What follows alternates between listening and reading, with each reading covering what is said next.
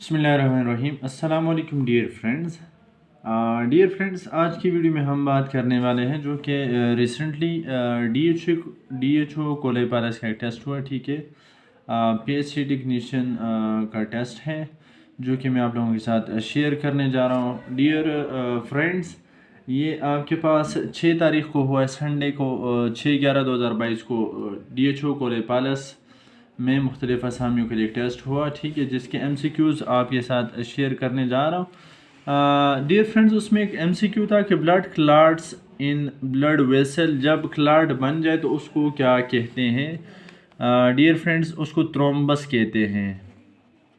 और जिस प्रोसेस में बनता है एम्बोलिज्म उसे कहते हैं, क्या कहते हैं? एम्बोलिज्म। ठीक है डियर फ्रेंड्स, एम्बोलिज्म जो है क्लाट जब आपके वेन में बन जाता है, जिस तरह पैरालिटिक पेशेंट को खदशा होता है कि उसे डीप वेन थ्रोम्बोसिस हो। ठीक है, वेन में क्लाट वगैरह जमा हो जाए और वेन को ब्लॉक कर ले, ऐसी कंडीशन को आप एम्बोलिज्म कहते हैं। सेकंड क्वेश्चन है, एंटीकोगुलेंट प्रोटीन ब्लड में कौन सी है? तो ये आप लोगों के पास protein C&S, protein C&S anticoagulant है, जबकि कोगुलेंट प्रोटीन आपके पास फाइब्रिनोजन है। क्या है? फाइब्रिनोजन। ये कोगुलेशन काज करती है। एंटीकोगुलेंट प्रोटीन C&S होते हैं। इसके साथ एक और MCQ था कि विस्कोसिटी ऑफ ब्लड क्या है? Measurement of viscosity of blood पूछा गया था, जिसका सही ऑप्शन था 3.5 to 5.5। ये इसकी वैल्यू है। एक क्वेश्चन था कि कौन सा क्लॉटिंग फैक्टर जो है हीमोफीलिया ए काज करता है? तो ये clotting factor number 8, absence of VIII, जो 8वां फैक्टर है ब्लड क्लॉटिंग का, वो अगर ख़त्म हो जाए, ठीक है, ना हो, मिसिंग हो, तो उस सूरत आपको हीमोफीलिया हो सकती है। और biconcave shaped blood cell कौन से हैं? तो these are RBCs। Red blood cell जो है आपके पास बाई कनकेव्ड होते हैं। रेड सेल काउंट कितनी होती है?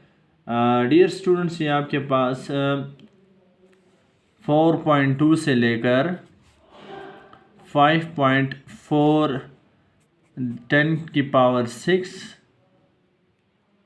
पर माइक्रोलीटर होते हैं। इतने सेल जो हैं 4.2 to 5.4 सेल पर माइक्रोलीटर होते हैं। ठीक है, ये हमने एवरेज निकाला हुआ है। ठीक है, वैसे बच्चों में कम होता है, फीमेल में और मेल में तकरीबन बराबर बराबर तस्वीर किया जाता है।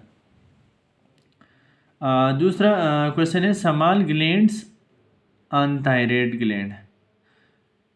तो ये इस तरह का था कि 4 small gland present on thyroid gland is known as, तो उसे आप पैराथायराइड ग्लैंड कहते हैं। क्या कहते हैं? पैराथायराइड ग्लैंड कहते हैं। Deficiency of niacin leads to, जब आपके जिस्म में नियासिन वाइटामिन है, ठीक है, विटामिन B कम्प्लेक्स का एक विटामिन है, जब आपके जिस्म में इसकी कमी वाक़ई होती है तो इससे पेल्लेग्रा नामी डिजीज़ होता है। Pellagra, which substance we need but body can not synthesise, इसमें एंजाइम वगैरह आते हैं। इस तरह के कुछ ऑप्शन थे। तो हमारे पास वाइटामिन्स वो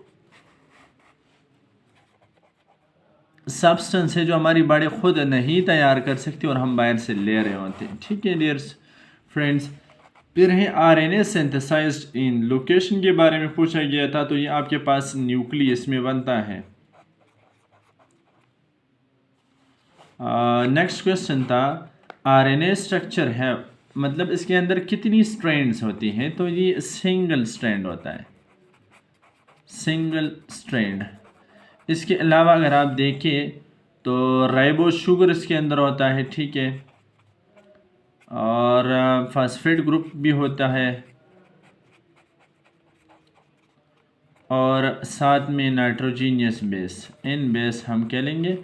एक ही फ़र्क है इसमें और DNA में कि इसमें यूरेसिल मौजूद होता है, जबकि डीएनए में थायमीन मौजूद होता है यूरेसिल के बजाय। डियर फ्रेंड्स, नेक्स्ट क्वेश्चन है प्रॉपर्टीज ऑफ एंजाइम्स है कि all enzymes are protein in nature, वो प्रोटीन होते हैं, ठीक है। फैट सॉल्युबल विटामिन कौन से हैं? तो ए, डी, ई के एडिक आप याद कर सकते हैं। क्रेनियल नर्व्स की तादाद पूछी गई थी कि कितनी है, तो आपके पास 12 पेयर्स होते हैं, और स्पाइनल नर्व्स आपके पास 31 पेयर्स होते हैं। ह्यूमन ब्लड वॉल्यूम के बारे में पूछा गया था, ये 5 to 6 लीटर होता है, ठीक है।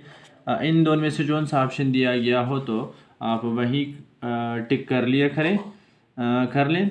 नॉर्मल वैल्यू ऑफ कोलेस्ट्रॉल, तो ये आपके पास लेस देन 200 mg पर डेसीलीटर। अगर 200 से अबव हो जाता है तो फिर में भी उसको कोलेस्ट्रॉल लेवल हाई कह सकते हैं हम। रिब्स आर सराउंडेड बाय, तो इसका जो ऑप्शन है इंटरकॉस्टल मसल है। इंटरकॉस्टल मसल जो है उसे घेर लेते हैं, लेकिन जो पेपर में क्वेश्चन था कि रिब्स घेरता है, तो ये हमारे पास जो वाइटल आर्गन मौजूद है चेस्ट कैविटी के अंदर, दीज आर हार्ट, लंग्स, इनको वो कवर करता है, सराउंड करता है। इसके बाद एक टेस्ट था कि फर्स्ट लाइन सोल्जर सेल्स, जो फर्स्ट लाइन सोल्जर सेल्स होते हैं वो कौन से होते हैं डियर फ्रेंड्स? इससे पहले ब्लड इज़ अ टिश्यू, तो कौन सा टिश्यू होता है? Blood is a connective tissue, connective tissue की एक किस्म है। इसके बाद क्वेश्चन है फर्स्ट लाइन सोल्जर इज़, तो ये हमारे पास कौन सा होता है? Macrophage.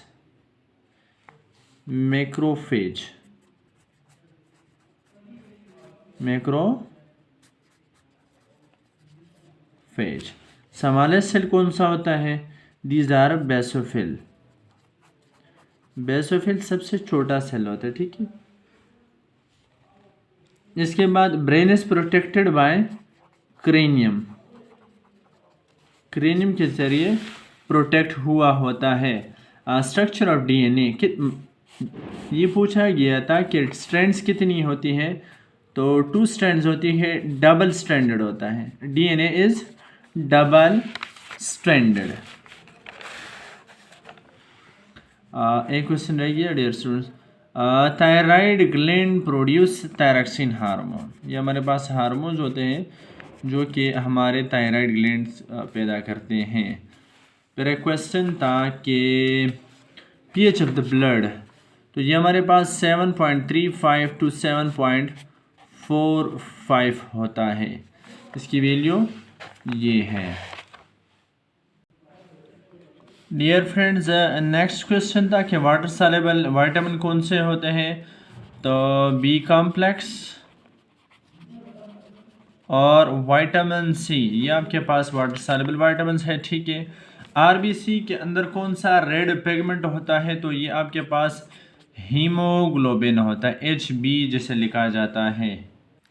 Dear friends, next question था fluid part of the blood is, ये आपके पास प्लाज्मा होता है। बोन रिजॉर्प्शन कौन से सेल परफॉर्म करते हैं, तो दीज आर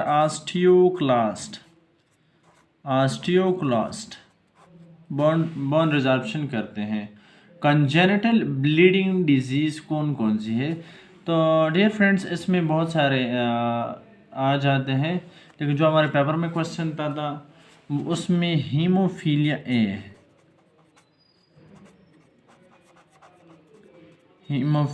ए भी आ सकता है, ठीक है। अगर उधर कुछ और ऑप्शन दिए गए हों जिस तरह हीमोफीलिया बी और इसके अलावा वान वेलब्रेन डिजीज़, ठीक है, तो वो आप टिक कर सकते हैं। विच आयन इज ट्रांसपोर्टेड एक्टिवली, कौन से आयन ट्रांसपोर्ट होते एक्टिवली, ठीक है, तो वो आपके पास सोडियम और पोटाशियम जो है अक्रॉस द मेम्ब्रेन एक्टिवली, मतलब एनर्जी इस्तेमाल करके ट्रांसपोर्ट किए जाते हैं, और कौन से सब्सटेंसेस जो ऐसे हैं जो पैसिवली ट्रांसपोर्ट होते हैं।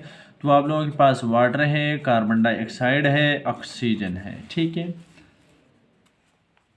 और फिर सर्वाइकल नर्व जो है, सर्विकल नर्व उसका नाम क्या है, ठीक है, उसके बारे में पूछा गया। या पेपर में कुछ इस तरह था कि सर्वाइकल नर्व की तादाद पूछी गई थी कि कितनी तादाद में होती है। तो दीज आर 8 पेयर्स। जितने सर्वाइकल वर्टिब्रेज होती हैं सेम उतनी ही आपके पास नर्व्स और ओरिजिनेट उससे हो रहे होते हैं। सुपीरियर बोन कौन सा है? तो इसमें सेफेनाइड, एथमाइड, ऑक्सीपिटल वगैरह इस तरह के कुछ नाम दिए हुए थे। तो इसमें एथमाइड आपके पास सुपीरियर रीजन पर होता है, तो उसको आप लेते हैं। तो ethmoid is best option. Structural functional unit of nervous system, ये तो सिंपल सी बात है, न्यूरॉन, क्योंकि सब कुछ वही करता है, नर्वस सिस्टम को वो बनाता है। एंटीऑक्सीडेंट विटामिन, ये आपके पास विटामिन सी होता है। Largest cranial nerve is vagus nerve, vagus nerve. Epiphysis और डायफिसिस किसे कहते हैं? ये कौन से बोन्स में होते हैं? क्वेश्चन कुछ इस तरह था।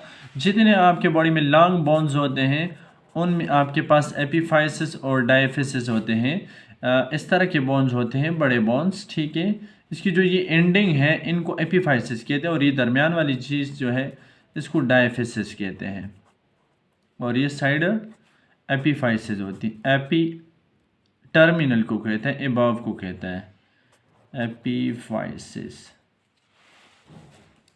ओके फ्रेंड्स, नेक्स्ट क्वेश्चन था कौन सी चीज़ लंग्स को प्रोटेक्ट करती है? तो ऑप्शन में था रिब केज। रिब केज, अगर रिब केज मौजूद ना हो, प्लूरल कैविटी या प्लूरल मेम्ब्रेन, तो वो भी ठीक ऑप्शन है। लेकिन सबसे पहले हम रिब केज को लेते हैं, जो कि किसी भी ट्रामा को बचाते हैं ताकि लंग्स को नुकसान ना पहुंचे। नेक्स्ट क्वेश्चन था कि हेलमेट के तौर पर कौन सा बोन या कौन सा आर्गन काम करता है ब्रेन के प्रोटेक्शन में? तो वो आपके पास क्रेनियम ऑफ द स्कल है, क्रेनियम ऑफ स्कल हेलमेट के तौर पर काम करते हैं ब्रेन प्रोटेक्शन में। और फिर एक क्वेश्चन था कि प्रोटीन्स आर ट्रांसलेटेड फ्रॉम, तो किससे ट्रांसलेटेड होते हैं? Messenger RNA, messenger RNA nucleus से आते हैं, राइबोसोम से ट्रांसलेट करते हैं। डीएनए फ्रॉम आरएनए, डीएनए से, डीएनए का आरएनए से बनना, तो इसे रिवर्स ट्रांसक्रिप्शन कहते हैं। रिवर्स ट्रांसक्रिप्शन प्रोसेस का पूछा गया था, क्या होता है, ठीक है। ट्रांसक्रिप्शन कहते हैं आरएनए का डीएनए से बनना, और डीएनए का आरएनए से दोबारा बनना। जिस तरह एचआईवी, जितने हमारे पास आरएनए वायरसेस है, रेट्रोवायरसेस है, करते हैं, ठीक है, जिनके अंदर रिवर्स ट्रांसक्रिप्टेज एंजाइम होता है जो कि रिवर्स ट्रांसक्रिप्शन करवाते हैं। प्रोटीन फ्रॉम राइबोसोमल आरएनए, तो इसे आप ट्रांसलेशन कहते हैं कि राइबोसोम जाकर अटैच होते हैं और ट्रांसलेशन करते प्रोटीन्स बनाते हैं। डियर फ्रेंड्स, नेक्स्ट क्वेश्चन था सेल के हवाले से कि सेल का कौन सा पार्ट सेल की एक्टिविटीज़ को कंट्रोल करता है? तो हमारे पास न्यूक्लियस है, ठीक है। सेल का जो सेंटर होता है जिसको हम न्यूक्लियस कहते हैं, वही आपके पास सेल तमाम सेलुलर एक्टिविटीज़ को कंट्रोल करते हैं। सेंट्रियोल्स जो कि न्यूक्लियस के पास सेंट्रोसोम में पड़े रहते हैं, उनका काम क्या है? वो कहाँ पर इन्वॉल्व होते हैं? तो जब सेल डिवीजन होती है उस दौरान स्पिंडल फाइबर बनाना, ठीक है, क्रोमोसोम को सेंट्रोमियर पॉइंट से डिटेच करवाना, ये उनका काम है। लार्जेस्ट डब्ल्यूबीसीज सेल कौन से होते हैं? सबसे बड़े, छोटे तो हमने बता दिया कि बेसोफिल सेल होते हैं, लेकिन लार्जेस्ट डब्ल्यूबीसीज कौन से होते हैं बच्चे? These are monocyte. अक्सर लोगों ने न्यूट्रोफिल टिक किया हुआ है, बट दीज आर मोनोसाइट्स, सबसे बेस्ट ऑप्शन है, ठीक है। मिल्क शुगर कौन से शुगर्स कहलाते हैं? ठीक है, मिल्क शुगर कौन, मिल्क के अंदर कौन सा शुगर होता है? तो वह आपके पास लैक्टोज होता है। शुगर केन में कौन सा शुगर होता है? तो दिस इज़ फ्रक्टोज, इसलिए वो बहुत ज़्यादा मीठा होता है। FPI stands for, FPI medical में किस चीज़ को कहते हैं? तो ये लिख लें, फुल प्रिस्क्राइबिंग इंफॉर्मेशन में इन्फो लिख लेता हूँ, ठीक है, शॉर्ट फॉर्म में, ताकि टाइम कंजम्पशन ज़्यादा ना हो। एक्सियल बोन या एक्सियल स्केलेटन में कौन कौन से बोन आते हैं? अब क्वेश्चन इस तरह था, which one of the following is not part of the axial skeleton? Axial skeleton नहीं है, तो पहले एक्सियल स्केलेटन देख लें। इसमें स्कल आता है, वर्टिब्रल कॉलम आती है, इसमें